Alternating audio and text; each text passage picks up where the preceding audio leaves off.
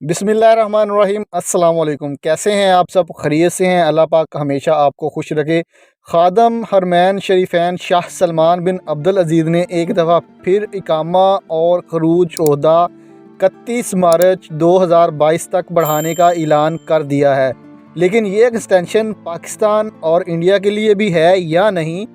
तो क्योंकि पाकिस्तान और इंडिया के लिए तो डायरेक्ट फ़्लाइट जो हैं वो ओपन हैं, तो इसी हवाले से जवाज़ात से सवाल किया गया। तो जवाज़ात ने क्या जवाब दिया? जवाज़ात से जो जवाब दिया गया, इसमें ब्राज़ील, इंडोनेशिया, पाकिस्तान, तुर्की, मसर, अल हिंद, अफ़गानिस्तान, जनूबी अफ्रीका, ज़िम्बाब्वे और दूसरे ममालिक शामिल हैं, जिसमें अल्हम्दुलिल्लाह इंडिया और पाकिस्तान भी शामिल कर लिया गया है।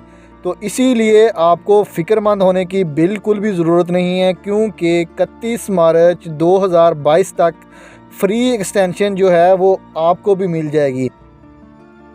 इकामा और छुट्टी की जो फ्री एक्सटेंशन है खरूज ओहदा की, वो 31 मार्च 2022 तक आपको भी मिल जाएगी। इसके साथ अपने मेज़बान को इजाज़त। अल्लाह ताला आप सबका हामी और नासर हो। मिलते हैं एक नई वीडियो में, तब तक रखिएगा अपना ख्याल।